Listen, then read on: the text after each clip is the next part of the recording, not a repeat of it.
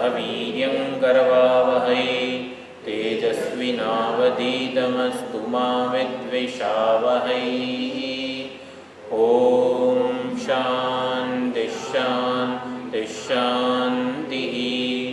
हरिः ॐ श्री गुरुभ्यो नमः। हरिः ॐ। सदाशिवसमारम्भां शङ्कराचार्यमध्यमाम् अस्मदाचार्यपर्यन्तां वन्दे गुरुपरम्परां। वन्दे गुरुपरम्पराम्। प्रपन्नपारिजाताय स्तोत्रवेत्रैकपाणये ज्ञानमुद्राय कृष्णाय गीतामृतदुहे नमः। सर्वोपनिषदो गावः दोग्धा गोपालनन्दनः पार्थो वत्सः सुधीर्भोक्ता दुग्धं गीतामृतं महत्। वसुदेवसुतं देवं कंसचाणूरमर्दनं देवकी परमानन्दं कृष्णं वन्दे जगद्गुरुं। श्रीकृष्णं वन्दे जगद्गुरुम्।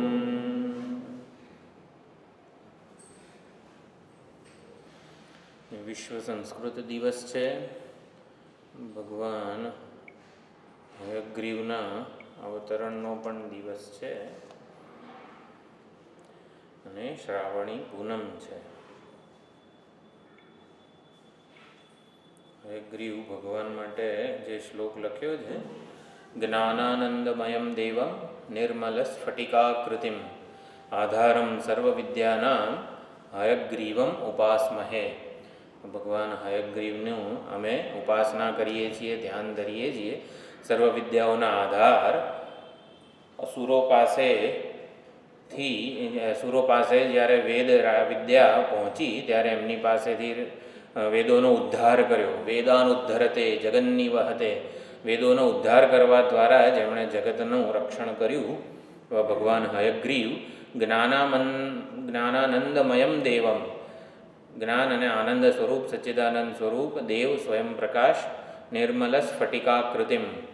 એટલે હયગ્રીવ ભગવાન અત્યંત શુદ્ધ સત્વ પ્રધાન મૂર્તિ છે.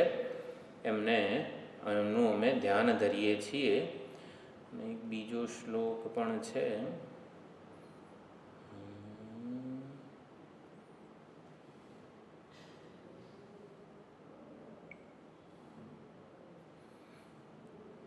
ઓમ વાગીશ્વરાય વિદ્મહે હયગ્રીવાય ધીમહિ તન્નો હયગ્રીવઃ પ્રચોદયાત.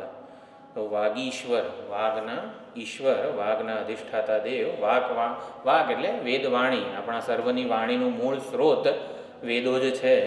એટલે વાગીશ્વરાય વિદ્મહે હયગ્રીવાય ધીમહિ. વાગીશ્વર એકવા ભગવાન હયગ્રીવનું અમે ધ્યાન ધરીએ છીએ. એ હયગ્રીવ અમારી બુદ્ધિવૃત્તિઓને આવી રીતે શુભ મંગળમાં વિચારોમાં પ્રેરે એવી પ્રાર્થના કરીએ છીએ.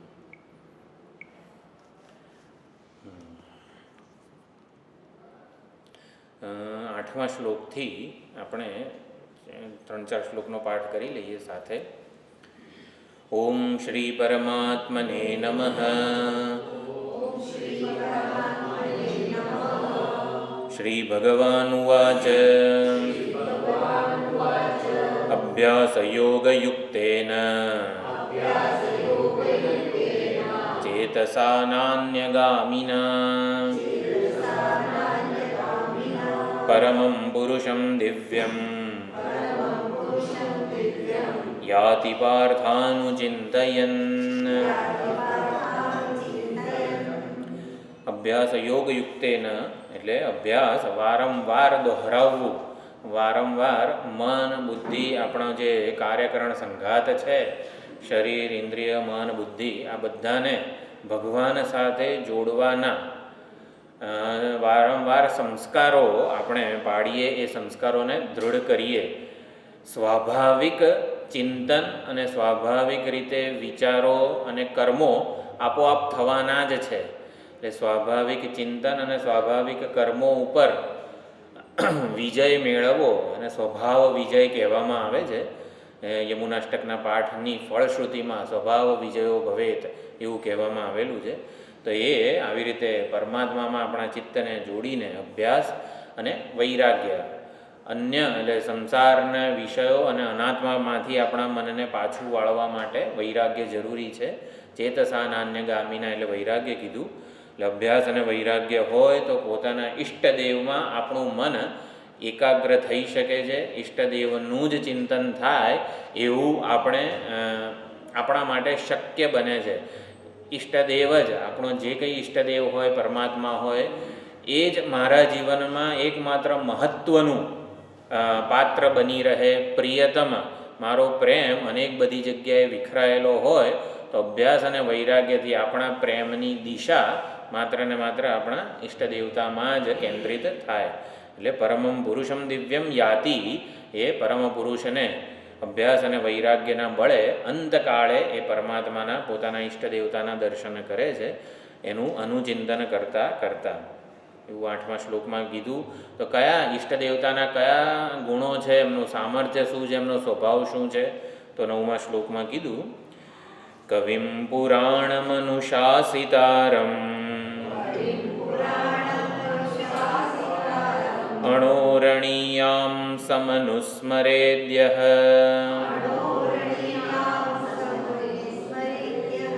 સર્વસ્ય ધાતારમચિંત્ય રૂપમ આદિત્યવર્ણંદમસઃ પરસ્તાદ.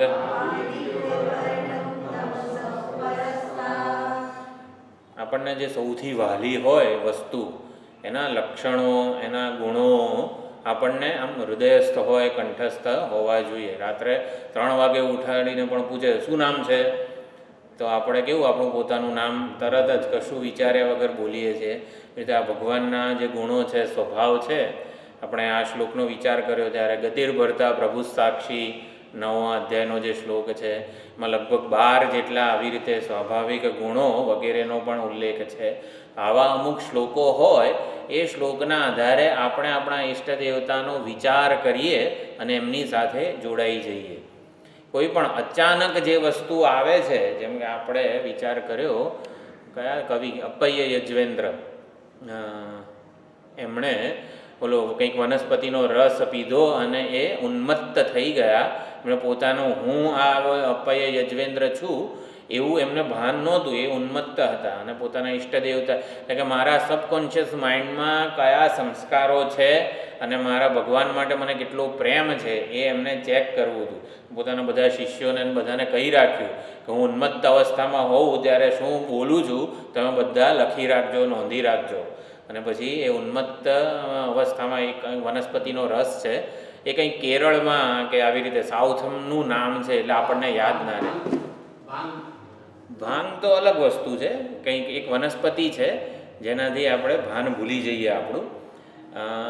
એટલે એમ કર્યું અને પછી એમણે જે રચ્યું એ ઉન્મત્ત સ્તોત્ર, શિવજીની અદ્ભુત સ્તુતિ એ છે ભક્તોમાં, સાઉથમાં બહુ જ પ્રચલિત છે અપ્પય્ય યજ્વેન્દ્ર. તો એ પ્રમાણે આ વાત એટલે યાદ કરી કે આપણને આપણા ઈષ્ટ દેવતા માટે એના સ્વરૂપ, એના સ્વભાવ, એનું શીલ, એનું મધુરતા વગેરેના જે વર્ણનાત્મક કોઈક આવા ગ્રંથોમાં શ્લોકો હોય તો એ આમ આપણને ગમે ત્યારે એ આપણું વિશ્વસનીય આધાર કે ટેકો બની જતો હોય છે. આપણે આવતા હોઈએ, ટ્રાફિક પોલીસ ઊભો રાખે, ક્યાં છે લાયસન્સ, તો એકાદો શ્લોક આવો બોલી નાખવાનો પહેલાં, કવિમ પુરાણમ અનુશાસિતારમ, તો એટલે હા તો બહુ સરસ ભગવાનની વાતો કરે છે. એટલે એવા વખતે પણ કંઈક અચાનક જે આવે ને એ આપણા સબકોન્શિયસ માઇન્ડમાં હોય જ. એમ ઉપદેશ શાસ્ત્રી ચાલતો, ઉપદેશ શાસ્ત્રીનો એક શ્લોક બોલી કાઢવાનો. એટલે છે ને આવું થાય ને એટલે સામેવાળો પણ એકદમ પ્રભાવિત થઈ જાય આપણાથી. એટલે આવું બધું હોવું જોઈએ. એમ સંસ્કૃત દિવસ છે આજે, એટલે આવી વાતો હું કરું છું. આમાં આવી રીતે અમુક શ્લોકો હોય ને આપણી જીભ ઉપર હોવા જોઈએ, હૈયે હોય ને હોઠે પણ આવે. તો એ પ્રમાણે ઈષ્ટ દેવતાનું સુંદર વર્ણન કર્યું છે. એક ગુણો એ આપણા માટે અત્યંત એક દોરડાની જેમ હોય જે આપણને બાંધી દે આપણા ઈષ્ટ દેવતા સાથે. હવે બધા ભક્તોએ સુંદર વાત કરી છે. એમાં પણ હવે આ ઈષ્ટ દેવતાના પ્રયાણ કાળે મને દર્શન કેવી રીતે થાય, તો એની એક યોગિક પદ્ધતિ જે છે, યોગશાસ્ત્રમાં વર્ણવેલી પદ્ધતિ, એના 2-3 શ્લોકો છે. તે આપણે જોયું હતું ગઈ વખતે. એકવાર શ્લોક બોલી લઈએ. પ્રયાણ કાલે મનસાચલેન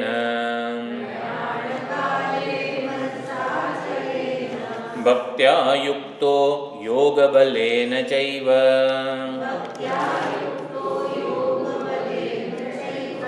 ભ્રુવોર્મધ્યે પ્રાણમાવેશ્ય સમ્યક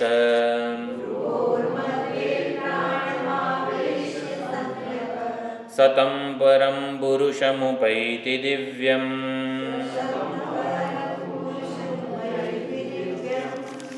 તમ પરમ પુરુષમ ઉપૈતિ પ્રાપ્ત કરે છે દિવ્યમ.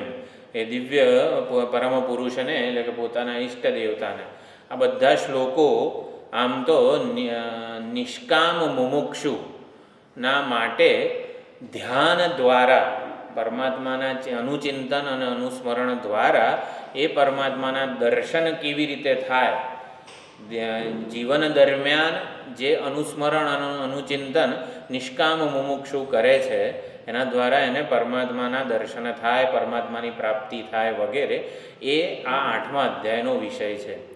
જે શાસ્ત્રનું ચિંતન કરવા માટે એક પ્રકારની સૂક્ષ્મ બુદ્ધિ, એક પ્રકારની એકાગ્ર બુદ્ધિ કદાચ એના સંસ્કારો ન હોય, જે કે જે વેદાંત વગેરે ગ્રંથો ભણી શકે, તત્વજ્ઞાન પ્રાપ્ત કરી શકાય એવું અધિકારીત્વ કદાચ આ ઉપાધિમાં ન હોય, છતાં પણ પરમાત્માની પ્રાપ્તિ કઈ રીતે કરી શકે, પરમાત્માના અંતકાળે પણ દર્શન કેવી રીતે કરી શકે, એ આ 8મા અધ્યાયનો વિષય છે.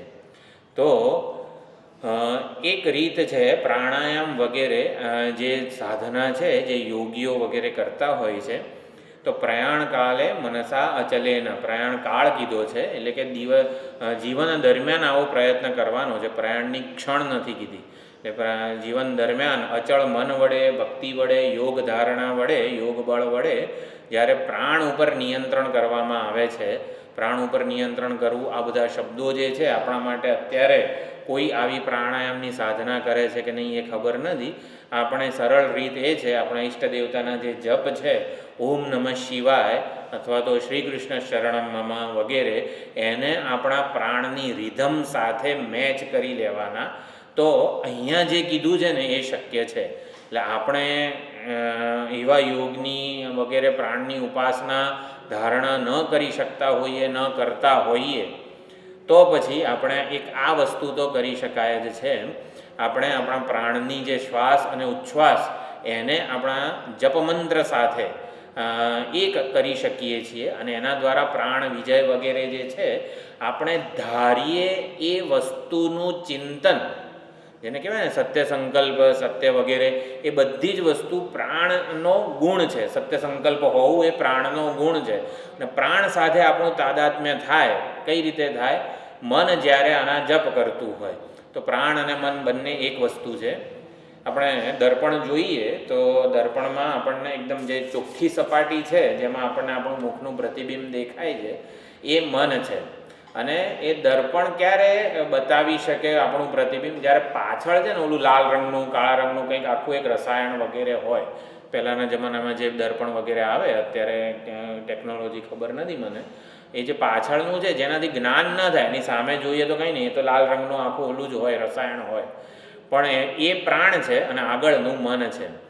એટલે પ્રાણથી આપણને આપણા ભગવાનના ઈષ્ટ દેવતાના સ્વરૂપના દર્શન થાય, પણ એ પ્રાણ વડે થાય, પ્રાણ વગર એ દર્શન થવાના નથી.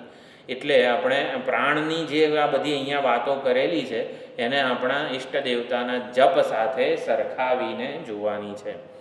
એટલે પ્રયાણ અચળ મન વડે ભક્તિ યોગ, યોગ બલેન ચૈવ. યોગ બળ એટલે વેદાંતમાં એ અર્થ થાય શ્રવણ મનન નિધિધ્યાસન વગેરેના સંસ્કાર. અને સાદું જે પ્રાણાયામ કરનારા યોગીઓ છે એના માટે સાદો અર્થ છે.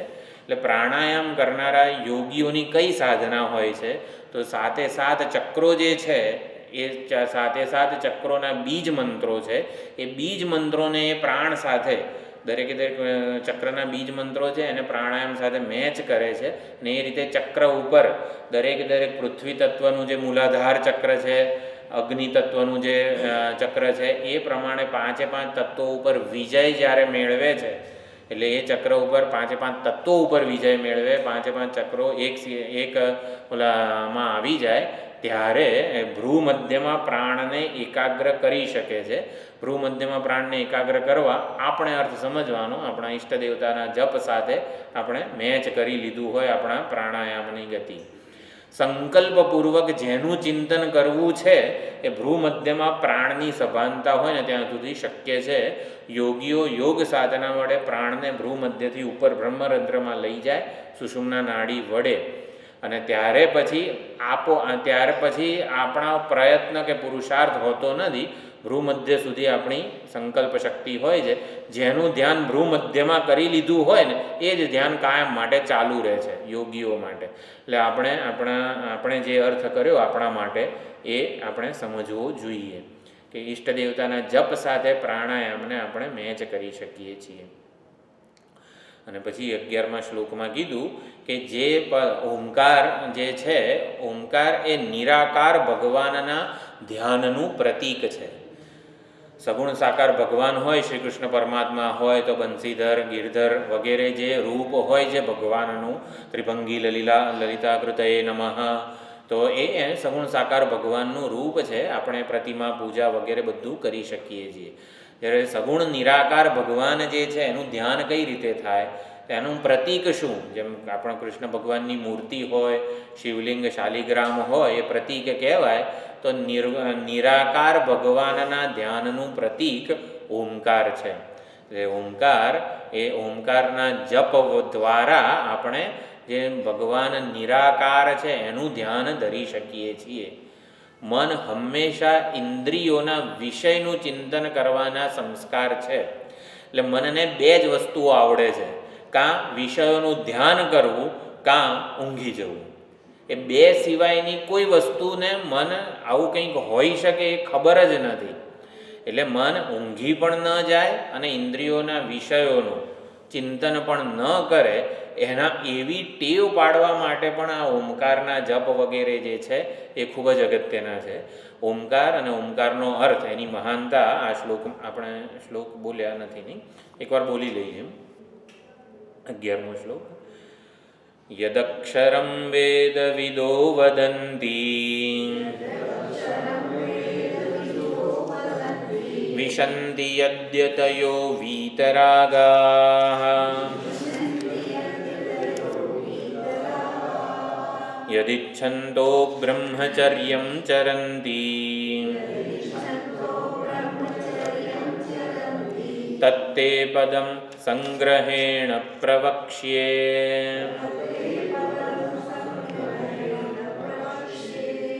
વેદવિદો એટલે વેદના જાણકાર જે લોકો છે એ બધા જે અક્ષરનો, જે એકાક્ષર ઓમ, એ જે ધ્વનિ છે, એટલે ઓમનો જે સિમ્બોલ છે એનું ધ્યાન નથી ધરવાનું. ઓમકારના અર્થ એવા પરમાત્માનું ધ્યાન ધરવાનું છે. તો ઓમકાર જેમ શિવલિંગ હોય તો આપણે શિવલિંગની પૂજા કરીએ ત્યારે ધ્યાન શંકર ભગવાનનું જ હોય છે. ઓમ નમઃ શિવાય મંત્રનો જપ કરતા હોઈએ, પણ જપ કરતાં પહેલાં કૈલાસવાસી શંકર ભગવાનનું કે તાંડવ નૃત્ય કરતા શંકર ભગવાનનું ધ્યાન આપણે ધરવું જોઈએ. એ ધ્યાન મનને એ પ્રકારનો ધ્યાનનો વિષય આપીને પછી જપ કરવાના હોય છે. એટલે તો ઓમકારમાં કંઈ એ જે અક્ષર જે છે એનો આકાર નહીં, પણ ઓમકારનો અર્થ જે છે ને એ પરમાત્મા છે. તો શિવલિંગ અને શંકર ભગવાન વચ્ચે આપણા મનમાં એવા સંસ્કાર છે કે શિવલિંગ એટલે શંકર ભગવાન, શિવલિંગની પૂજા એ સાક્ષાત શંકર ભગવાનની પૂજા છે. આવા મનમાં સંસ્કાર છે, મન પાસે એનું કનેક્શન છે. શિવલિંગ અને શંકર ભગવાન વચ્ચે એક કનેક્શન છે, એક પ્રેમાળ સંબંધ છે, જેને ઉપાસના વગેરે કહેવાય. તો એવું ઓમ શબ્દથી કે ઓમ ધ્વનિથી આપણને આમ પરમાત્માનું સ્મરણ થઈ આવે ને, એવું કનેક્શન આ ઓમકારનો ઉપાસક સમગ્ર જીવન દરમિયાન સેવે છે. હવે એ ઓમકારની ઉપાસના દ્વારા પરમાત્માનું, નિરાકાર પરમાત્માનું ચિંતન કેવી રીતે કરી શકાય, એના માટે ઉપનિષદોનું પણ શ્રવણ ઘણું બધું એનું વિચારભાતું હોવું જોઈએ. એટલે ઓમકારના જપ વડે ઓમ ઓમ આવા જપ વડે પરમાત્માનું અનુસ્મરણ, અનુચિંતન કઈ રીતે થાય? તો ઓમકાર તો ધ્વનિ જ છે. તો શાસ્ત્રોએ આપણને થોડોક સરળતા કરી આપી કે ઓમકારમાં અ, ઉ અને મ એવી માત્રાઓને અધ્યારોપિત કરી. જાણે કે ઓમકારમાં 3 માત્રા છે. માત્રા એટલે મીયતે અનયા ઇતિ માત્રા, કે જેના વડે પરમાત્માનું જ્ઞાન થાય એને માત્રા કહેવાય. અ, ઉ, મ એમ 3માં એ ઓમકારમાં રહેલી છે એવું નથી, જરા પણ એ શાસ્ત્ર દ્વારા અધ્યારોપિત કરવામાં આવેલી છે. જેમ શિવલિંગ એ સાક્ષાત શંકર ભગવાન છે, એનું કોઈ પ્રમાણ વૈજ્ઞાનિકો પાસે હોય? એનું પ્રમાણ ના હોય, પણ શાસ્ત્ર દ્વારા આ શિવલિંગ સાક્ષાત શંકર ભગવાનનું પ્રતીક છે, શાસ્ત્રોએ કીધું છે.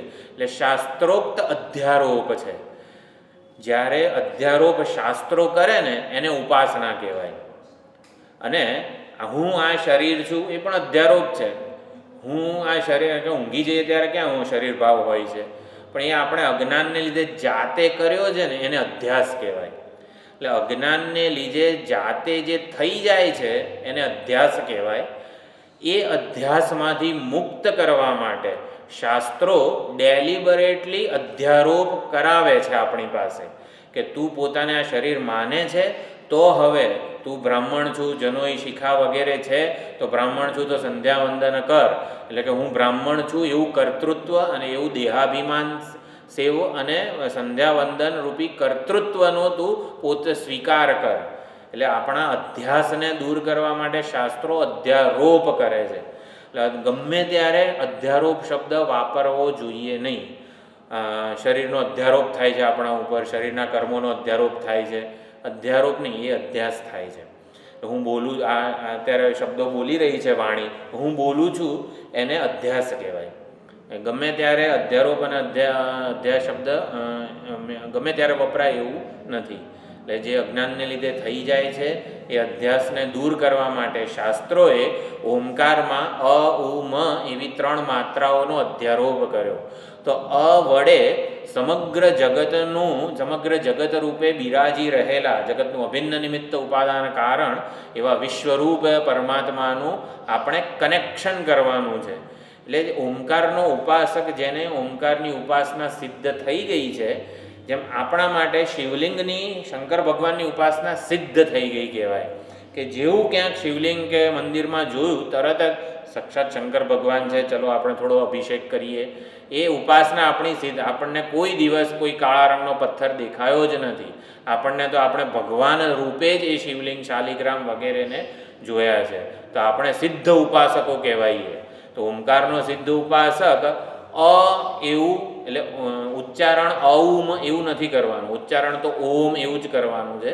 ઓમ ઓમ આવું જ ઉચ્ચારણ કરવાનું છે.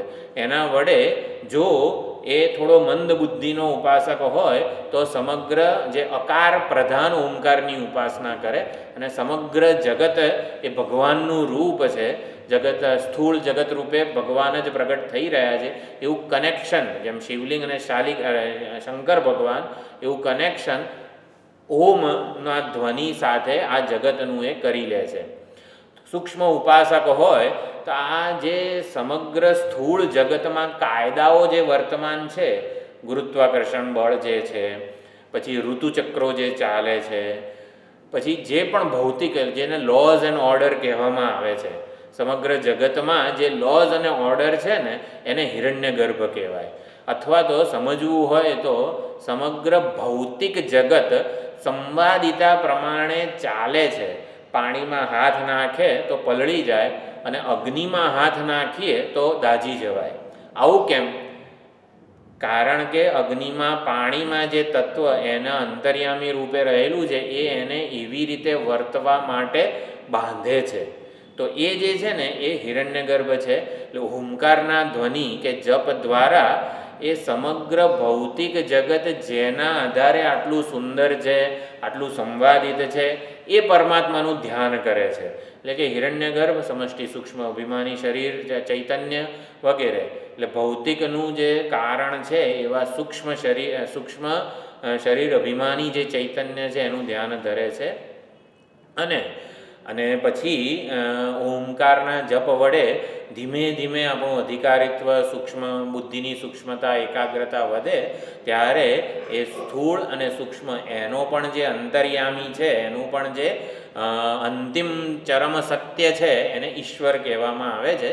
તો એ ઈશ્વર એટલે અંતર્યામી, અને હિરણ્યગર્ભ એટલે એનું કાર્ય એ વ્યક્ત છે. આપણે ગમે તે કર્મો અને ઉપાસના દ્વારા આપણા મનને હિરણ્યગર્ભ સાથે, પરમાત્માના એ રૂપ સાથે એક કરી શકીએ છીએ. અને પછી એનાથી આગળ છે આ ઈશ્વર તત્વ અથવા તો અંતર્યામી તત્વ. એટલે એ રૂપે સમગ્ર જગત અવ્યક્ત જ્યારે પ્રલય થઈ જાય ત્યારે એ પ્રલયકાલીન જગતને, જીવોને, એના સંસ્કારોને જે પોતે જાણે કે પોતાનામાં સમાવીને જે સ્થિત ચૈતન્ય છે એ અંતર્યામી કે પરમાત્મા એટલે ઈશ્વર તત્વ કહેવાય. તો એનું ચિંતન કરે છે. તો ઓમકારનો ધ્વનિ એટલે આવી રીતે પરમાત્મા સાથે ઐક્ય સ્થાપે છે. પરમાત્માનું જ ચિંતન, જેમ ઓમ નમઃ શિવાયના જપ કરીએ પણ સમર્પણ ભાવ આપણો કેવો શંકર ભગવાન માટે હોય, એવી રીતે ઓમ ઓમ એવા જપ દ્વારા પરમાત્માનું વિરાટ રૂપે, વિરાટ પછી તૈજસ આત્મા એટલે કે હિરણ્યગર્ભ રૂપે, અને પછી ઈશ્વર અંતર્યામી રૂપે એ પરમાત્માનું ચિંતન કરે છે. તો આવું જ્યારે કરે ત્યારે એવું ક્યારે પરમાત્માનું ઓમકાર વડે ચિંતન ક્યારે થાય? તો એ 12મા શ્લોકમાં કીધું, સર્વદ્વારાણિ સંયમ્ય મનોહૃદિ નિરુધ્ય ચ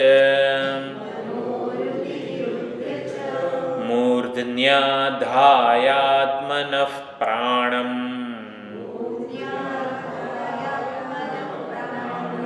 આસ્થિતો યોગધારણામ. સર્વદ્વારાણી સંયમ્ય, બધા દ્વારને બંધ કરીને, એના ઉપર પ્રભુત્વ પ્રાપ્ત કરીને, ઘરના જેટલા દરવાજા હોય ઉપર નીચે આગળ પાછળ, ઘરના દરવાજા બંધ કરીને, નહીં એ દ્વાર નહીં, નવદ્વારે પૂરે દેહી, આપણા ઇન્દ્રિયોને એટલે મનને બહાર જવાના જે દ્વાર છે એનું સંયમન કરીને, એ બધા દરવાજાને વશીકૃત કરીને, એટલે કે ઇન્દ્રિયોમાં માત્ર ને માત્ર ઇન્દ્રિયોની કોઈ પ્રવૃત્તિ જે છે, આ ઉપાસક જે છે બધી પ્રવૃત્તિઓને સંકેલી લે છે. હકીકતમાં મન, ઇન્દ્રિયો આ બધું શું છે? એટલે ચૈતન્યમ સાક્ષી જેને વગેરે શબ્દો કહેવાય છે. ચૈતન્ય છે, મન છે, ઇન્દ્રિયો છે, શરીર છે. તો ચૈતન્યમાં જ્યારે ઈચ્છા થાય ત્યારે એ ઈચ્છાવાળા ચૈતન્યને મન કહેવાય. આ સરળ શબ્દોમાં સમજવું હોય. મન એટલે શું ને બધું, ઈચ્છાવાળું ચૈતન્ય એટલે મન. હવે ચૈતન્યને જે ઈચ્છા થાય ને એના માટે એની પાસે કંઈક સાધનો હોવા જોઈએ ઈચ્છા પૂર્તિના. ચૈતન્યને જોવાની ઈચ્છા થઈ, તો જે જોવાની ઈચ્છાવાળું ચૈતન્ય જે મન કહેવાય છે, મન બની ગયું છે, એ જ મન પોતે આંખ બની ગઈ, કારણ કે એને જોવાની ઈચ્છા હતી. એટલે આંખ ક્યારે, જેમ કે ઘૂંટણ છે એવું ક્યારે ખબર પડે આપણને? જ્યારે કલાક બેઠા પછી આમ કડડડ અવાજ આવે અથવા તો દુખવાનું ચાલુ થાય 20-50 વર્ષે, ત્યારે ખબર પડે એટલે ઘૂંટણ નામની કોઈ વસ્તુ છે ખરી. ત્યાં સુધી ઘૂંટણ છે એવી ખબર જ નહોતી આપણને, કે તો દુખે ને ત્યારે ખબર પડે કે હા કંઈક છે, ઘૂંટણ નામની વસ્તુ છે. એટલે જોવાની ઈચ્છા થાય ને ત્યારે જ આંખ કહેવાય છે, બાકી આંખ હોતી જ નથી. એટલે આ ગોલક છે, આંખ ઇન્દ્રિયની વાત, નેત્ર ઇન્દ્રિયની વાત છે. એટલે મનમાં જ્યારે જોવાની ઈચ્છા થાય ત્યારે મન જ પોતે આ નેત્રેન્દ્રિય બને છે અને આવી રીતે જગતમાં જાય છે. જો જોવાની ઈચ્છા ના હોય મનમાં, કે નથી જોવું કંઈ દૃશ્ય વિષયો જે છે, ચાલો 5 મિનિટ નથી જોવું, આંખો ધારો કે બંધ કરીએ, પણ એ ઈચ્છા જ ના હોય જોવાની, તો એટલે મન નેત્ર ના બન્યું, આવી રીતે શ્રોત્રેન્દ્રિય પણ ના બન્યું, એટલે મન ઇન્દ્રિયો, મનની ઈચ્છાઓ જ આ ઇન્દ્રિયો રૂપે વ્યક્ત થઈ છે. મનમાં એક પણ ઈચ્છા ના હોય તો ઇન્દ્રિયોનું શું થાય અને મનનું શું થાય? તો સર્વદ્વારાણી સંયમ્ય, તો સર્વદ્વાર, ઇન્દ્રિયોના જે દ્વાર છે ને એના ઉપર એ સંકેલાઈ જાય, ઇન્દ્રિયોની પ્રવૃત્તિઓ સંકેલાઈ જાય. એટલે મનમાં ઈચ્છા ના હોય તો મન ક્યાં જાય? તો કે મન હૃદય નિરુદ્ધ છે, મન હૃદયમાં હોય. આ હૃદયનો શબ્દનો અર્થ આપણે ચૈતન્ય સ્વરૂપ પરમાત્મા જ કરવાનો છે. સંસ્કૃત ભાષામાં હૃદ શબ્દ જે છે ને એનો અર્થ ચૈતન્ય થાય છે. રમણ મહર્ષિજીનો ઉપદેશસાર નામનો જે ગ્રંથ છે એમાં પણ સ્ફુરતિ હૃદ સ્વયં પરમ પૂર્ણ સત વગેરે ઘણા શબ્દોમાં હૃદ દ્વારા, એટલે હૃદય, હૃદયથી પરમાત્માનું નામ લો વગેરે જે આપણે સામાન્ય રીતે હૃદય શબ્દ પણ વાપરીએ છીએ, આમ કરીએ છીએ ત્યારે આપણો હાથ પણ અહીંયા પહોંચે છે, એટલે એ આપણા હૃદયસ્થ પરમાત્મા એટલે જ હૃદય શબ્દનો અર્થ છે. એટલે મનમાં કોઈ ઈચ્છા ના હોય, આપણે વિચાર કર્યો ચૈતન્યમાં ઈચ્છા થાય એટલે જ એને મન કહેવાય. હવે મનમાં કોઈ ઈચ્છા ના હોય તો મન કેવું હોય? તો પોતાના મૂળ સ્વભાવે બનીને રહે. એ ઈચ્છાઓ કે અધૂરપ વગેરેને લીધે જ મન બહિર્મુખ બને છે, ઇન્દ્રિયોનું રૂપ લે છે, ઇન્દ્રિયો દ્વારા વિષયોમાં ગમન વ્યવહાર કરે છે. પણ ઈચ્છા ન હોય ને તો મન ચૈતન્ય સ્વરૂપે બનીને રહે. એટલે એ જ નિધિધ્યાસન છે, એ જ યોગ ધારણા છે કે આપણે ઈચ્છાઓ વગેરે જે છે એ જોઈને આટલા દૃશ્યો જોયા મને અત્યાર સુધી એક પણ વાર હે મન તને સંતોષ થયો છે? સુંદર સુંદર દૃશ્યો જોઈને નેધરલેન્ડને, ન્યૂઝીલેન્ડને, જ્યાં જવું હોય ત્યાં ગયા, અંતરિક્ષમાં પણ ગયા, છતાં પણ મનની દૃશ્યો જોવાની, મનની શબ્દો સાંભળવાની ઈચ્છા પૂરી કેમ નથી થતી? એટલે મનને કહેવાનું, જો તું, તારો મૂળ સ્વભાવ ચૈતન્ય જ છે, એમાં ચૈતન્ય પરિપૂર્ણ છે અને એમાં ઈચ્છા સંભવતી જ નથી. એટલે હે મન, તું સમજ કે તારામાં જોવાની, સાંભળવાની, બોલવાની આ બધી ઈચ્છાઓ નથી ને ખોટી જણાય છે, અજ્ઞાન દ્વારા કલ્પાયેલી છે. એટલે તારે એ ઈચ્છાઓને સમર્થન આપવાની જરૂર નથી. આપણા સ્વભાવને અનુરૂપ નથી આ ઈચ્છાઓ, એવું આપણે મનને વિવેકપૂર્વક સમજાવીએ એટલે મન હૃદય નિરુદ્ધ છે, મન એના મૂળ સ્વભાવે બનીને રહે, ડાહ્યું ડમરું થઈને રહે. અત્યારે કેવું છે, એને કંઈક ને કંઈક ઈચ્છા હોય એટલે કંઈક ને કંઈક બહાર જાય, બહાર જઈને જાણે કે હા સંતોષ થયો, પણ હકીકતમાં સંતોષ બહારથી નથી આવતો. એ વેદાંતની પ્રક્રિયા છે, સમજાવે છે કે પ્રતિબંધની નિવૃત્તિ થાય એટલે આપણને સુખનો આમ તો અનુભવ નથી થતો, દુઃખ નિવૃત્તિનો અનુભવ થતો હોય છે, જેને આપણે સુખ માની લેતા હોઈએ છીએ. આવું પણ વેદાંત શાસ્ત્ર સમજાવતું હોય છે. તો મન હૃદય નિરુદ્ધ છે, મનમાં આવી રીતે આગંતુક કોઈ ઈચ્છાઓ ન રહે. ઉપાસક છે, અંતકાળ છે, વારંવારના સંસ્કારો છે, એટલે મન હૃદયમાં સ્થિત થાય, એનો નિરોધ થાય.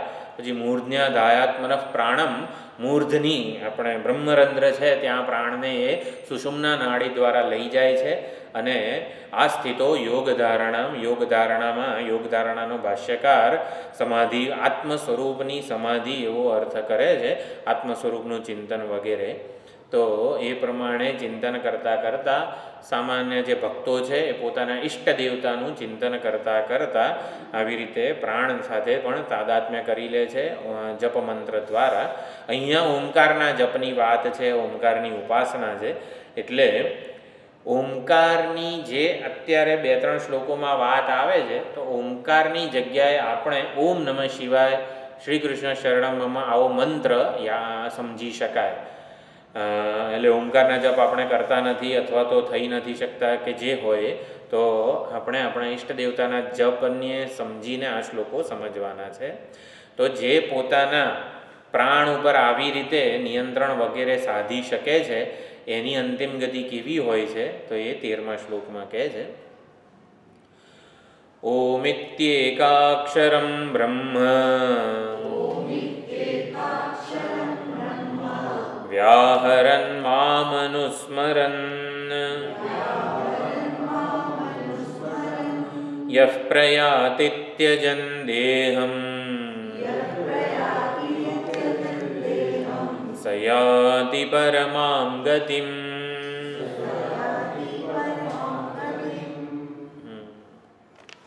તો ઓમ ઇતિ એકાક્ષરમ બ્રહ્મ, એટલે એકાક્ષર જે બ્રહ્મ છે, પરમાત્મા છે, પરમાત્માનું એકાક્ષરી નામ છે એ વ્યાહરણ, બોલતા બોલતા, વ્યાહરણ ચાલુ વર્તમાન કૃદંત છે, એના જપ કરતાં કરતાં એવી રીતે જપમંત્ર જે છે એ બોલતા બોલતા મામ અનુસ્મરણ, એટલે આપણે જે સ્મરણ કરીએ છીએ ને પરમાત્માનું, એને અનુસ્મરણ કીધું છે. ભક્તિ સંપ્રદાયના આચાર્યો એવો અર્થઘટન કરે છે.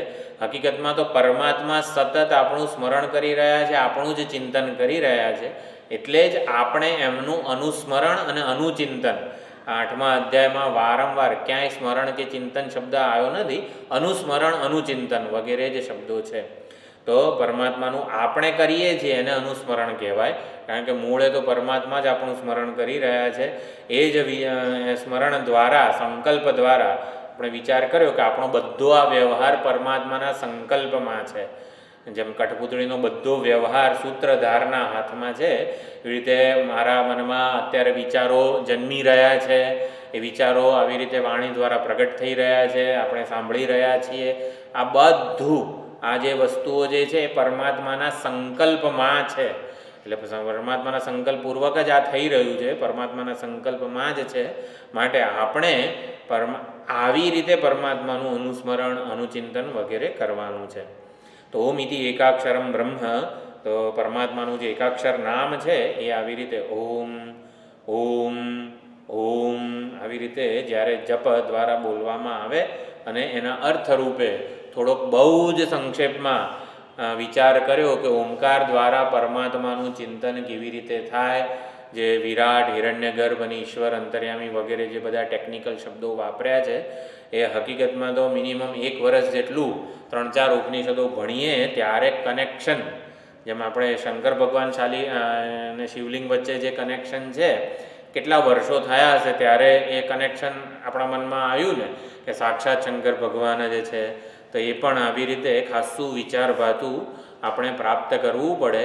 ત્યારે જે ઉપાસક છે ને એ ઓમ બોલતાની સાથે જ પરમાત્મા એની સામે દર્શન આપે. જેમ અત્યારે શિવલિંગને જોઈએ તરત જ કેવો શંકર ભગવાનનો ભાવ જાગે છે, એવી રીતે ઉપાસક જે છે એ જો સ્થૂળ અકાર પ્રધાન ઉપાસના કરતો હોય તો એટલે કે ઓમ એવું બોલતાની સાથે એની સમક્ષ આખું વિરાટ સંપૂર્ણ વિશ્વરૂપ પ્રગટ થઈ જાય છે. તો એ પ્રમાણે એ ઐક્ય સાધતો હોય છે. ઓમ ઇતિ એકાક્ષરમ બ્રહ્મ વ્યાહરણ મામ અનુસ્મરણ. આખી જિંદગી આ કરવાનું હોય. ઉપાસના માં એની દીકરીને કહે કે હવે રોટલી બનાવતા શીખવી પડશે, તો દીકરી એવું કહે કે તો સાસરે જઈશ લગ્ન કરીને ત્યારે બનાવી દઈશ, એમાં શું છે શીખવાનું એમ. તો એવું જ્યારે એક જ વારમાં ડૉક્ટરો, ચલો ને એનું ઉદાહરણ લઈએ, ઓલું ઓપરેશન વગેરે હાર્ટનું ઓલું કરવાનું હોય, બ્લોકેજના એન્જિયોગ્રાફ્લાસ્ટીને બધું પેસમેકર મૂકવાનું હોય, તો જ્યારે કરવાનું હોય ત્યારે ખોલીને કરી નાખીશું, એવું ના હોય. કેટલો અભ્યાસ કરેલો હશે. તો એવી રીતે અહીંયા પણ એટલો અભ્યાસ આપણે કરેલો હોય ત્યારે એ જપ મંત્ર પોતે એના જે અધિષ્ઠાન દેવ છે ને એને ખેંચી લાવે. આવી બધી વાત રામચરિતમાનસમાં શરૂઆતમાં તુલસીદાસજીએ કરી છે કે રામ નામ જે છે ને એ કેવી રીતે નામીને ખેંચી લાવે છે. નામની કૃપા, નામી જે રામ ભગવાન છે એના કૃપા કટાક્ષ, એના અનુગ્રહ, એની કૃપાને કેવી રીતે ખેંચી લાવે છે. એટલે પ્રિય નામ સાંભળીને, ઓમ એ પરમાત્માનું પ્રિય નામ છે, એટલે એ સાંભળીને પરમાત્માનું ધ્યાન આપણા તરફ ખેંચાય છે, પરમાત્માની સન્નિધિ આપણને પ્રાપ્ત થાય છે. એટલે એ વખતે જ્યારે શરીર છોડે, યફ પ્રયાતિ ત્યજન દેહમ, તો શરીરને છોડીને, એટલે કે આપણે અર્થ કર્યો શરીર માટેનું જે અભિમાન છે, પ્રયાતિ ત્યજન દેહમ, એટલે દેહમ ત્યજન પ્રયાતિ. પ્રયાણ તો બધાએ કરવાનું જ છે, પરંતુ દેહાભિમાન છોડીને પ્રયાણ કરીએ એ ડાપણ છે. એટલે દેહ છૂટતા પહેલાં દેહાભિમાન છોડી દેવું જોઈએ. કઈ રીતે? તત્વજ્ઞાન જે છે એ પ્રાપ્ત કરી શકીએ, અને તત્વજ્ઞાનને અનુકૂળતા આપણા જીવનમાં ન થઈ હોય, કોઈ એવા મહાત્મા વગેરે પ્રાપ્ત ન થયા હોય, તો પછી જે સગુણ સાકાર પરમાત્મા જે છે એની પ્રાપ્તિ તો થઈ જ શકે છે, સામાન્ય રીતે એવું મોક્ષ વગેરે જે શબ્દો છે પછી બીજી વાર જન્મ ના લેવો પડે ને આ તે બધું એ તત્વજ્ઞાન વિના વેદાંત શાસ્ત્રમાં તો એને બહુ અનુમોદન આપવામાં આવતું નથી, પરંતુ આ રીતે એટલે કે આપણે જે જપમંત્ર કરતા હોઈએ આપણા ઈષ્ટ દેવતાનો એ આવી રીતે પ્રામાણિક રીતે આપણે સમગ્ર જીવન દરમિયાન કરેલો હોય તો અંતકાળે આપણે એ જપની ભાવના દ્વારા પણ માત્ર ને માત્ર આપણને આપણા ઈષ્ટ દેવતાની જ સભાનતા હોય, આ શરીરની સભાનતા ન હોય તો ઈષ્ટ દેવતાનો જે લોક છે ને એની પ્રાપ્તિ થાય અને એમાં પરમાત્મા આ બધું ભગવદ્ ગીતા અને ભાગવત ને ઉપનિષદો બધું ભણાવે. એટલે આપણા ઈષ્ટ દેવતા ક્લાસ લે, ક્લાસ વગર તો ભાઈ અમરતા કે મોક્ષ મળવાનો નથી. એટલે ત્યાં પછી ઈષ્ટ દેવતા પાસે આપણે આ જ્ઞાન પ્રાપ્ત કરીએ. ઉપાસક ઐક્યની ભાવના દ્વારા ઈષ્ટ દેવતાની પ્રાપ્તિ કરે છે. જે સાધકો વગેરે જે જિજ્ઞાસુ વગેરે જે છે એ ઐક્ય જ્ઞાન દ્વારા એટલે ઐક્યની ભાવનાથી પણ પુનરાવૃત્તિ જે છે ટળી શકે છે. ઐક્યની ભાવના દ્વારા પરમાત્માના લોકની જે તે લોકની પ્રાપ્તિ થાય અને એમાં પછી પરમાત્માનું ઐક્ય જ્ઞાન થાય અને ક્રમમુક્તિ કહેવામાં આવે છે. આ બધા શ્લોકોમાં ક્રમમુક્તિની વાત થયેલી છે. એટલે એ પણ પ્રલય પર્યંત જે ઈષ્ટ દેવતાનો લોક હોય, સાકેત લોક, ગોલોક, કૈલાસ લોક, એમાં એ રહે અને પ્રલય એ ઉપાસનાના બળે એ ત્યાં સુધી રહે અને પછી ત્યાં ભણે અને બધું કરે અને પછી એની ક્રમમુક્તિ થાય, બીજી વાર જન્મ લેવો પડતો નથી. એવા બધા શ્લોકો અહીંયા સુંદર રીતે ચર્ચવામાં આવ્યા છે. યહ પ્રયાતિ ત્યજન દેહમ, દેહાભિમાન છોડીને પ્રયાણ કરે છે, સહ પરમામ ગતિમ યાતિ, પરમ ગતિને પ્રાપ્ત થાય છે. પરમ ગતિ એટલે શું? ઈષ્ટ દેવતાના જે તે લોકની પ્રાપ્તિ થાય અને એમાં ઈષ્ટ દેવતા સાથે સારૂપ્ય, સામીપ્ય, સાલોક્ય, સાષ્ટિ વગેરે જે બધી મુક્તિઓ છે એ પણ આ અર્થમાં જ છે. સાલોક્ય સાયુજ્ય મુક્તિ વૈષ્ણવ સંપ્રદાયમાં સૌથી શ્રેષ્ઠ મુક્તિ છે. ભગવાન સાથે જોડાઈ જવું, ભગવાનના ઘરેણાં વગેરે વસ્ત્રાભૂષણ વગેરે બનવું, પછી પાર્ષદ વગેરે બનવું. એટલે આપણે એ પ્રમાણેની ઉપાસના કરી હોય તો જે સનતકુમારો વગેરે જે છે એનું રૂપ મળે આપણને. એટલે એ પ્રમાણે ભગવાનના સત્યલોક જે છે, બ્રહ્મલોક, એમાં જ નિવાસ હોય, નિત્ય પરમાત્માની સેવા વગેરે આરાધના થતી હોય આપણા વડે અને કલ્પ પર્યંત એ થાય અને પછી આપણને મુક્તિ મળે. તો જેની આ ઓમકારના જપ વડે અથવા તો પ્રાણાયામ વગેરે ઉપર પ્રભુત્વ નથી એને પરમાત્માની પ્રાપ્તિ કેવી રીતે થાય? ઓમકારના જપ હોય કે પ્રાણાયામની આટલી બધી ટેવ સંસ્કારો હોય તો થાય. તો સામાન્ય માણસો માટે ભગવાન કંઈ છે ખુલ્લો રસ્તો? તો એ 14મા શ્લોકમાં સમજાવે છે કે તસ્યાહમ સુલભ પાર્થ. 14મો શ્લોક બોલીશું. અનન્યચેતા સતતમ યો મામ સ્મરતિ નિત્યશઃ તસ્યાહમ સુલભઃ પાર્થ નિત્યયુક્તસ્ય યોગિનઃ.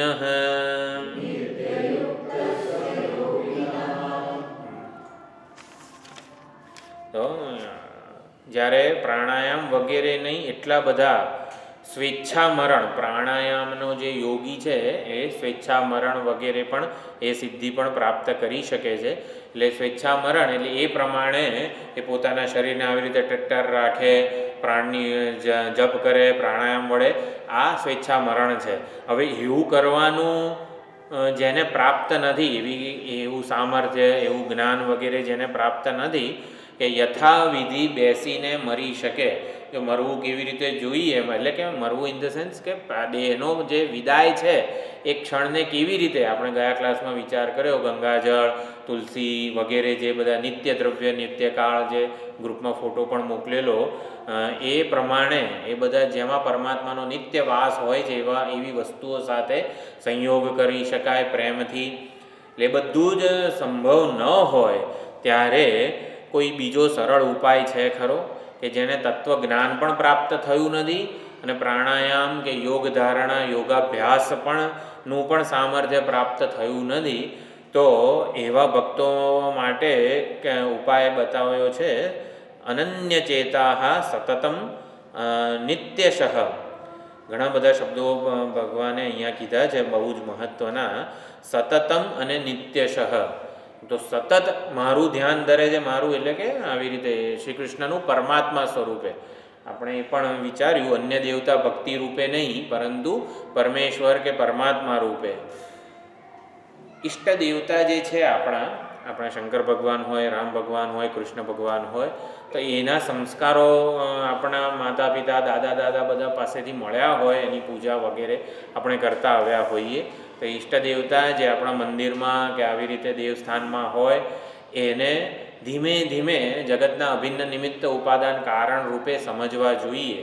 ગણેશજી હોય, ગણેશોત્સવ આવે છે, તો ગણેશજીને સર્વાત્મા કે પરમાત્મા માનીને આપણે પૂજા કરીએ કે તમે જ જગતના સર્જનહાર, પાલનહાર અને સંહાર કરતા છો.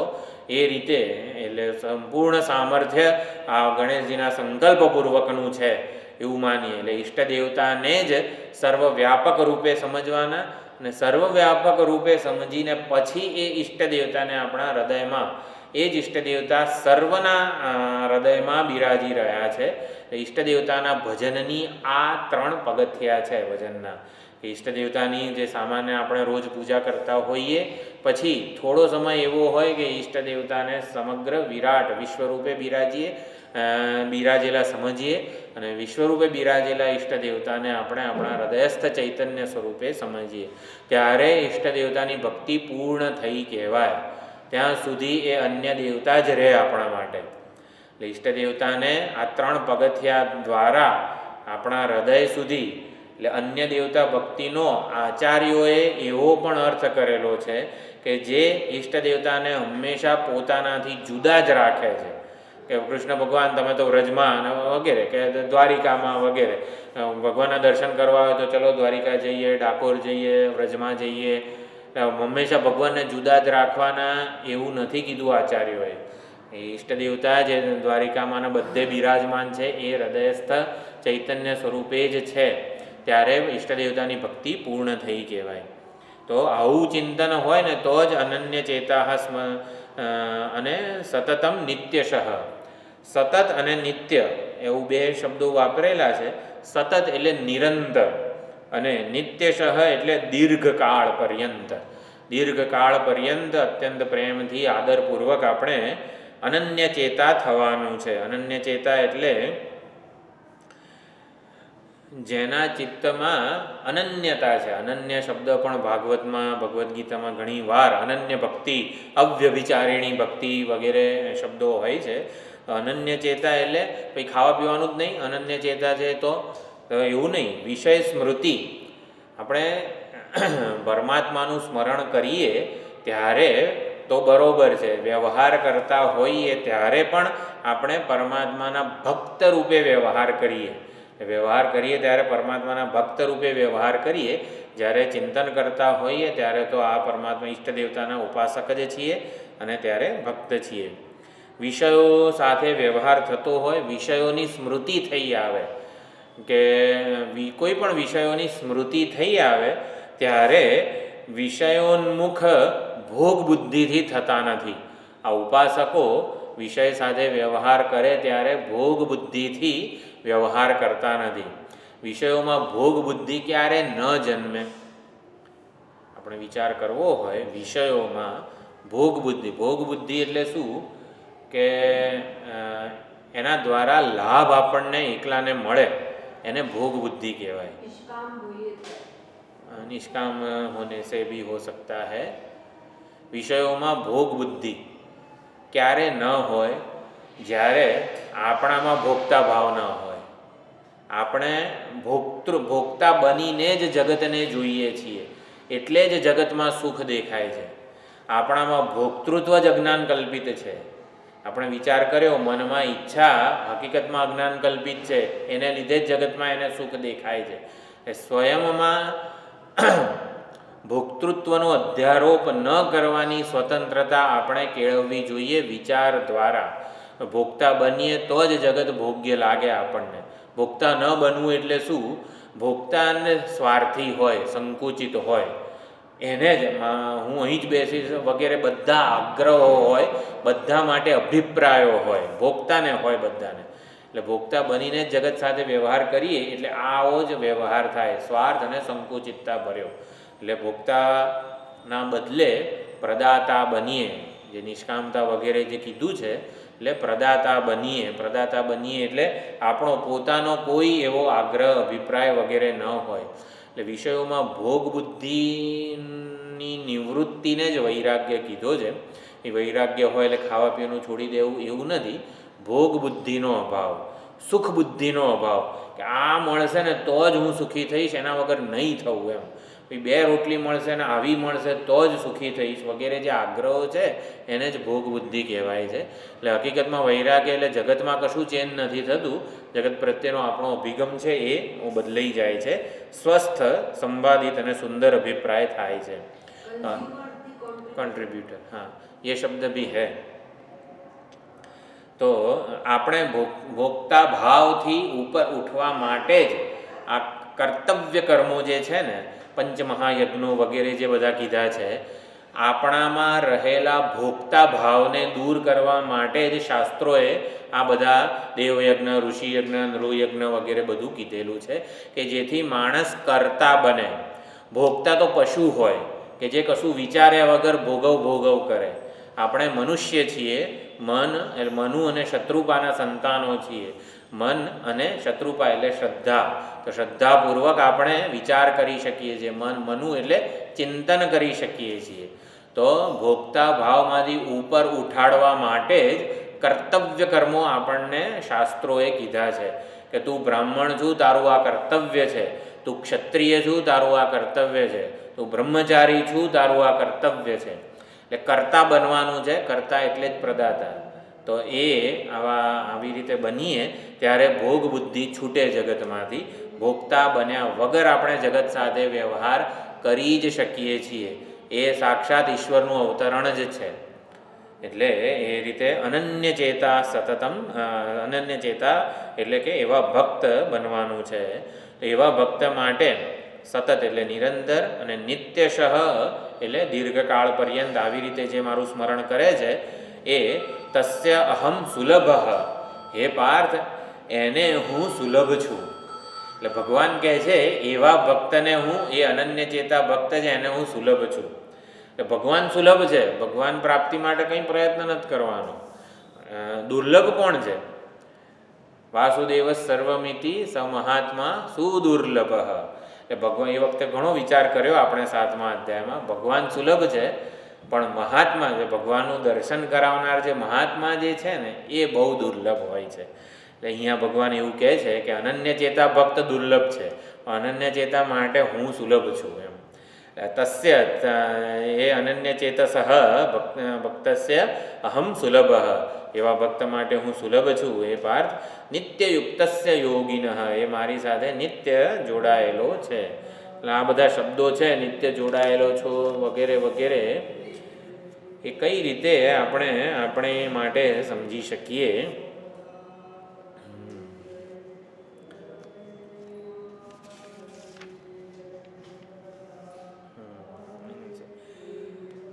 ભગવાન સાથે આપણો ફંડામેન્ટલ અથવા તો મૂળભૂત સંબંધ છે. બીજા બધા સ્વજનો, ઘર, સંપત્તિથી માંડીને જે કંઈ પણ છે ને એ બધા સાથે આગંતુક છે. એટલે અત્યારે એવા સંસ્કાર પડેલા છે આપણને વ્યવહારના કે આપણા સ્વજનો અથવા તો આપણા ઘર, સંપત્તિથી માંડીને જે આપણી વસ્તુઓ છે મમત્વની, એ બધા સાથે સાચો અથવા તો મૂળ સંબંધ, અને ભગવાન સાથે પાર્ટ ટાઈમ સંબંધ. એમ સવારે થોડુંક આપણે વગેરે પૂજા આરાધના કરીએ, બપોરે કરીએ, સાંજે દીવા આરતી વગેરે કરીએ. એટલે ભગવાન સાથે પાર્ટ ટાઈમ સંબંધ છે અને બીજા બધા સાથે ફૂલ ટાઈમ સંબંધ છે. એટલે એ જ વસ્તુ જે છે એ અનન્ય ચેતા વગેરે દ્વારા દૂર થાય છે. ફૂલ ટાઈમ ડિવોટી અને પાર્ટ ટાઈમ ડિવોટી. એટલે કે જેમ સમુદ્રનો તરંગોનો સમુદ્ર સાથે જે સંબંધ છે એ કેવો મૂળભૂત છે અને નિત્ય છે. એટલે આ રીતે આપણે સમજવાનું છે. જો પરમાત્મા સાથેનો સંબંધ વગેરે જે છે, એકવાર ઉદાહરણ આપણે આપ્યું હતું કે કોઈ પણ બાળક જન્મે ત્યારે કેવું આપણા બધા સ્વજનો હોસ્પિટલથી માંડીને બધી ઘરે આવે ત્યારે જો તારું નાક આવે તો પપ્પા જેવું છે, તારી દાઢી આવી રીતે દાદા જેવી છે, તારા ગાલ મમ્મી જેવા છે વગેરે વગેરે કહે છે. કોઈ એવું નથી કહેતું કે તું પરમાત્મા જેવો લાગે છે. મમઈ વાંશો જીવલોકે જીવભૂત સનાતન, તું પરમાત્માનો છે, તું પરમાત્માનો અંશ છે. ચાલો એવું અત્યારે માનીએ, તું પરમાત્મા જેવો લાગે છે, પરમાત્માનો અંશ છે, પરમાત્માનું સ્વરૂપ છે, પરમાત્મા તારા સાચા સ્વજન છે, એણે જ તારું ગર્ભમાં રક્ષણ કર્યું છે. આવું કોઈ કહેતું નથી. તો મમ્મી જેવો છે ને પપ્પા જેવો છે ને આવું જ આપણે કહીએ છીએ. આ વસ્તુ કેવી વણાઈ ગઈ છે, પણ આ વસ્તુને પણ આપણે વધારે ને વધારે સમજી શકીએ. વ્યવહાર જે છે એ તો બરાબર છે, પણ પરમાત્મા સાથેનો આપણો સંબંધ નિત્ય છે, સ્વાભાવિક છે. જેમ તરંગોનો સમુદ્ર સાથેનો છે. સમુદ્રમાં તરંગો ઉઠે છે કઈ રીતે? સમુદ્ર શાંત હોય, ગંભીર હોય, પણ પવન આવે તો એક તરંગ ઉઠે છે. તરંગ ઉઠે છે શું છે? એક નાનું તરંગ હોય, એક મોટું તરંગ હોય, સમુદ્રમાં ઉઠ્યું હોય, પછી કિનારે આવીને અફળાય અને પછી એનો નાશ થાય. તો એવી જ રીતે ચૈતન્ય રૂપી મહાસાગરમાં આપણે બધા તરંગો છીએ, નાના મોટા. અને જે કિનારો જે છે એટલે પવનને લીધે સમુદ્રમાં તરંગો ઉત્પન્ન થયા. તો પવન શું છે? પ્રારબ્ધ રૂપી પવનને લીધે આ ચૈતન્ય મહાસાગરમાં એક એક આપણે બધા તરંગો છે, ફીણ છીએ, પરપોટા છીએ. કોઈક મોટો પરપોટો હોય, કોઈક નાનો પરપોટો હોય, વગેરે વગેરે. આવું જ છે. આ બધા પરપોટા અને ફીણ જ છે. આ ઠોસ જે દેખાય છે ને, આ પરપોટા અને ફીણ સાથે બૃહદારણ્યક ઉપનિષદમાં સૈંધવ ઘનવાળી જે કંડિકા છે એમાં શંકરાચાર્યજીએ ચોખ્ખું લખ્યું છે. સૈંધવ ઘન વગેરે આ તો જે ભણેલા હોય એના માટે છે, ખાલી મેં સંદર્ભ કીધો. આ ફીણ અને પરપોટાવાળું શંકરાચાર્યજીએ ત્યાં સિદ્ધ કરી બતાવેલું છે. એટલે એ પણ બહુ સુંદર વિચારણા છે. ક્યાં આટલું ઠોસ લાગતું શરીર પણ ફીણ ને પરપોટા જેવું જ છે, એ કંડિકામાં એ બૃહદારણ્યક ઉપનિષદમાં સિદ્ધ કરેલું છે. એટલે પરમાત્મા સાથે આપણો નિત્ય અને કાયમી સંબંધ છે, સ્વાભાવિક સંબંધ છે. એને ક્યારેય આપણે ભૂલવો જોઈએ નહીં. નિત્ય યુક્તસ્ય યોગિન એટલે નિષ્કામ ભક્ત. જેટલા નિષ્કામ બનીશું આપણે, જેટલો સ્વાર્થનો ત્યાગ કરીશું, નિષ્કામ બનવું, નિષ્કામ ભક્ત ક્યારે તો બનીશું વગેરે થાય, તો આપણે ખાલી સ્વાર્થ અને સંકુચિતતા જે છે ને એના લીધે બધા પાપ આપણને વળગેલા છે. જો કોઈની પણ સાથે યુદ્ધ કરવું હોય ને તો સ્ટ્રેટેજી બનાવવી પડે. તો સ્ટ્રેટેજીમાં શું હોય? સામેવાળાની નબળાઈ શું છે? એમ આસુરી વૃત્તિઓ, ઈર્ષ્યા, રાગ, દ્વેષ, કામ, ક્રોધ, આ બધી જે છે ને એને આપણી નબળાઈ ખબર છે. એ નબળાઈને લીધે હવે ગમે ત્યારે સાધના કરતા હોઈએ ને ત્યારે પણ આપણા ઉપર પાપનો હુમલો કરી લે છે. તો કઈ રીતે એ દૂર થાય? આપણા નબળાઈ શું છે? સ્વાર્થ અને સંકુચિતતા. આ વસ્તુ ના હોય ને તો કોઈ આસુરી વૃત્તિ આપણા ઉપર આક્રમણ કરી શકે નહીં. એટલે સ્વાર્થ અને અભિમાન, સંકુચિતતા એટલે અભિમાન. એટલે સ્વાર્થ અને અભિમાન રૂપી અશુદ્ધિ જે છે ને એ આ નિત્ય યુક્તસ્ય યોગીન, નિષ્કામ ભક્ત વગેરે જે છે એમાં નથી હોતી. અને એટલે એ વિંધાતો નથી પાપથી કે પાપના સંસ્કારોથી. શિવ અપરાધ ક્ષમાપન સ્તોત્ર, દેવી અપરાધ ક્ષમાપન સ્તોત્ર, બધા દેવોના અપરાધ ક્ષમાપન પણ છે. તો શેના માટે અપરાધ ક્ષમાપનની આપણે યાચના કરીએ છીએ? શુદ્ધ જીવન હોય, પવિત્ર જીવન હોય, પરમાત્માનું સુંદર અનુસંધાન થતું હોય, કોઈ અપરાધ થયો જ ના હોય તો એ કેમ બોલવાનું અથવા તો એનો ભાવ ધારણ કરવાનો? કે પાપથી કદાચ કોઈક મુક્ત થઈ શકે છે અત્યારે પણ, એવા સુંદર વિચારો હોય, સુંદર શાસ્ત્રોક્ત જીવન હોય, પણ પૂર્વે કરેલા, પૂર્વ જન્મમાં કરેલા કે પૂર્વે આ જન્મમાં કરેલા પાપ સંસ્કારોની સ્મૃતિ થઈ આવે છે. કે નાનો હતો ને ત્યારે આ જીવડાને આમ મારી નાખ્યો હતો, નાનો હતો ભાન નહોતું ત્યારે મચ્છરને આમ મારી નાખ્યો હતો. એટલે પૂર્વે કરેલા પાપની સ્મૃતિ થાય, એટલે કે પૂર્વે કરેલા પાપના સંસ્કારો જાગે ને એના માટે અપરાધ ક્ષમાપન છે. કે ભલે ભગવાન અત્યારે આવી રીતે અમે સુંદર રીતે તમારું ભજન કરીએ છીએ, પરંતુ પૂર્વે ઘણા પાપ થઈ ગયા છે, એની અમે અપરાધના ક્ષમા માગીએ છીએ. તો એવી રીતે પણ સતત આ રીતે નિષ્કામ ભક્ત જે છે એનું જીવન સતત ભગવાન સાથે જોડાયેલું હોય છે. નિષ્કામ ભક્તને પરમાત્માના પૂર્ણતાના સુખના ભક્ત કહેવાય છે. સકામ ભક્તો છે એ કામનાના, સ્વાર્થના, સંકુચિતતાના ભક્તો કહેવાય છે. તો તસ્ય અહમ સુલભ પાર્થ, તો એ ભક્ત માટે હું સુલભ છું એવું કહે છે. અને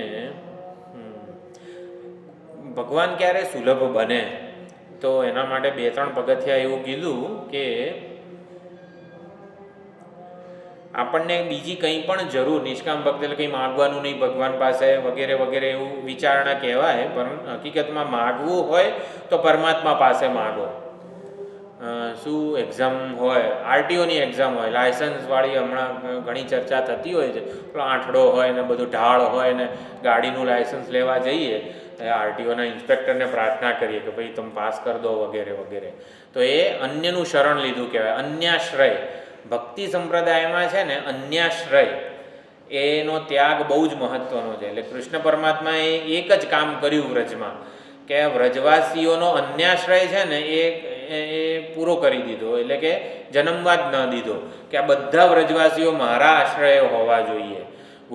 ઇન્દ્રના ડરથી ઓલું કરતા હતા, ઇન્દ્ર પૂજા વગેરે, એ પણ દૂર કરાવીને બધી અન્યાશ્રય છોડાવ્યો ભગવાને વ્રજમાં રહીને. એવી રીતે કંઈ પણ જોઈતું હોય, એટલે લાયસન્સ લેવા માટે આરટીઓ ઇન્સ્પેક્ટરની કૃપાની જરૂર નથી, ભગવાનની કૃપાની જરૂર છે. આપણા કર્મો કે આપણી સાધના સામે જોયા વગર પણ પરમાત્મા ફળ આપવા માટે સમર્થ છે. એટલે એવી શ્રદ્ધા, એવો વિશ્વાસ, એવી ભક્તિ હોય કે પરમાત્મા તમે કંઈ કરો એનું મગજ ઠેકાણે હોય. પરમાત્મા સરસ એક્ઝામ લખી છે, સરસ પેપર લખ્યું છે, પણ ભગવાન તમને પ્રાર્થના કરું છું, ઓલો એક્ઝામિનર જે છે ને એ ચા પીને બેઠો હોય. એટલે આવી રીતે પરમાત્મા ગમે તે રીતે અદૃશ્ય મદદ કરી શકે છે. એટલે શરણ માગવું હોય, શરણે જવું હોય તો પરમાત્માનું જ શરણ આપણે લઈએ, માગવું હોય તો પરમાત્મા પાસે માગીએ, અન્ય પાસે ન માગીએ. એટલે અન્યાશ્રય વસ્તુ એક બહુ જ મહત્ત્વનું વિચારણા છે.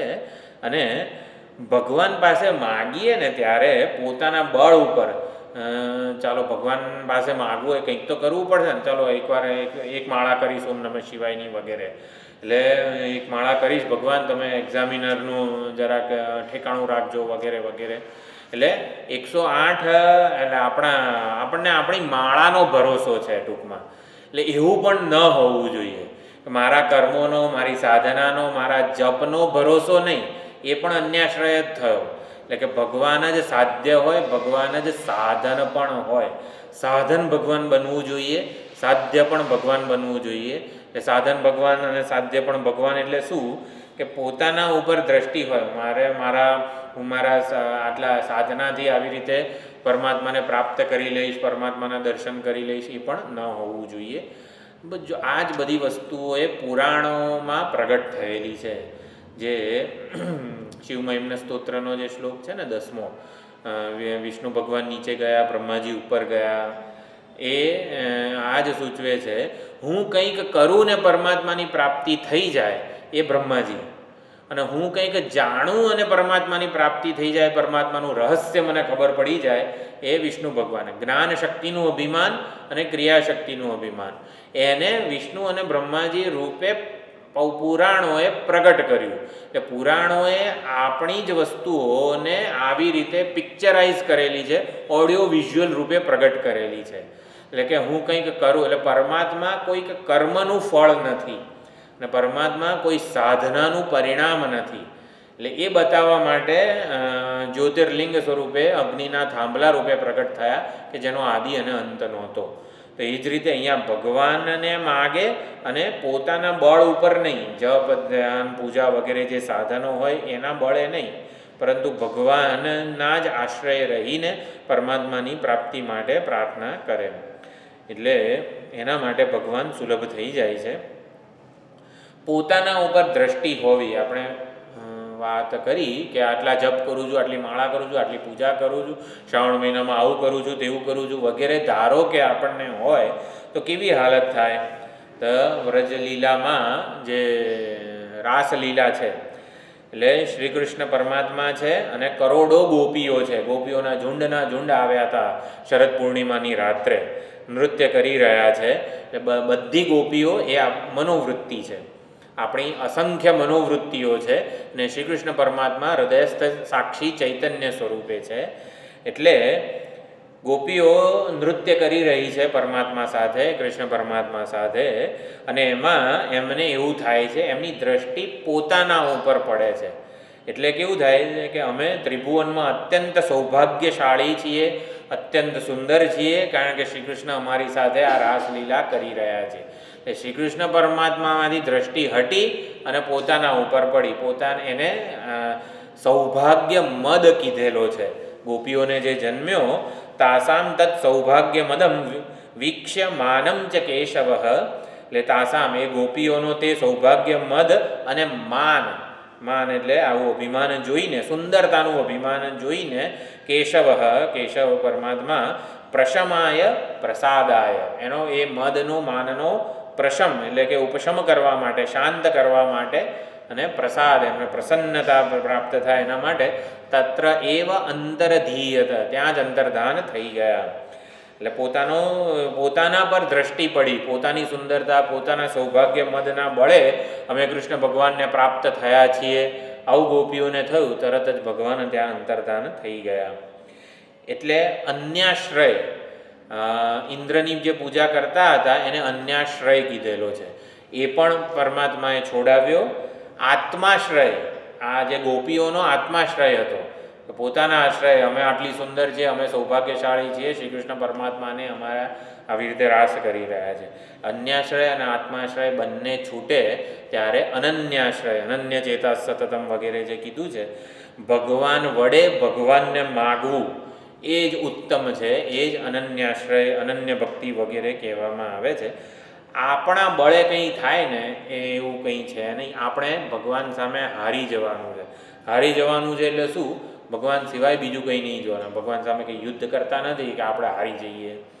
ભગવાન સામે હારી જવાનું એટલે આપણને આપણા સામર્થ્યનું, કર્મનું, સાધનાનું કોઈ અભિમાન ન હોય.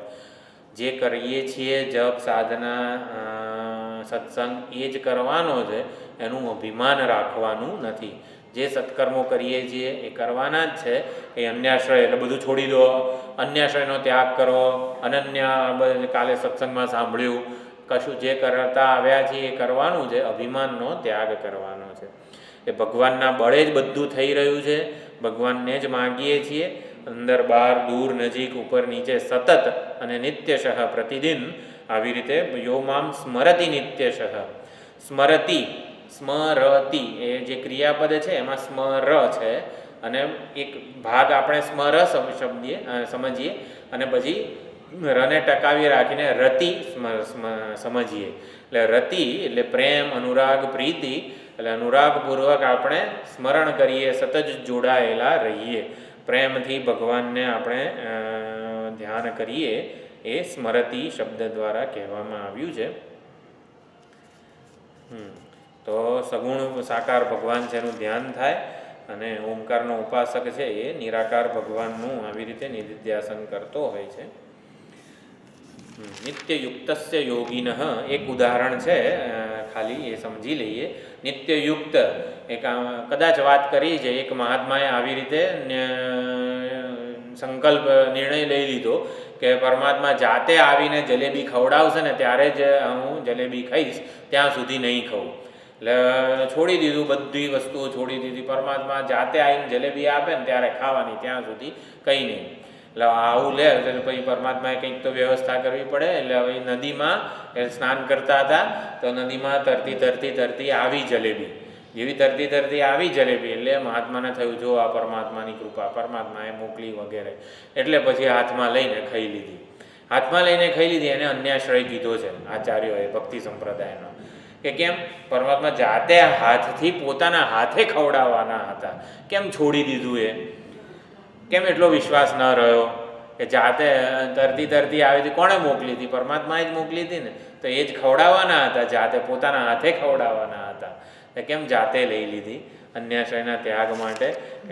આવા ઉદાહરણો ભલે આપણને એક પ્રેક્ટિકલ અત્યારે લાગે કે ના લાગે, પણ આપણને પરમાત્મા માટે પ્રેમ તો જન્માવી જાય છે. આવા બધા ભક્ત ચરિત્રો વગેરે જે છે એ એટલે સતત અને સતત શબ્દને સમજાવવા માટે ભક્તિ સંપ્રદાયના આચાર્યો તાણા વાણાનું ઉદાહરણ આપે છે. જેમ વસ્ત્રમાં તાણા વાણા કેવા એકબીજા સાથે જોડાયેલા હોય છે, એવી રીતે આપણું મન અને પરમાત્મા એકબીજા તાણા વાણા એકબીજા સાથે જોડાયેલું હોય, મળેલા હોય. એ નિત્યયુક્તસ્ય યોગિનઃ. તો એના માટે ઘણા બીજા પણ ઉદાહરણો છે. ચલો આવતી વખતે જોઈશું. તો બહુ સુંદર ટોપિક ચાલી રહ્યો છે. આવતા શુક્રવારે જોઈશું. ઓમ પૂર્ણમદ પૂર્ણમિદં પૂર્ણાત પૂર્ણમુદચ્યતે પૂર્ણસ્ય પૂર્ણમાદાય પૂર્ણમેવાવશિષ્યતે. ઓમ શાંતિ શાંતિ શાંતિ. હરિ ઓમ. શ્રી ગુરુભ્યો નમઃ. હરિ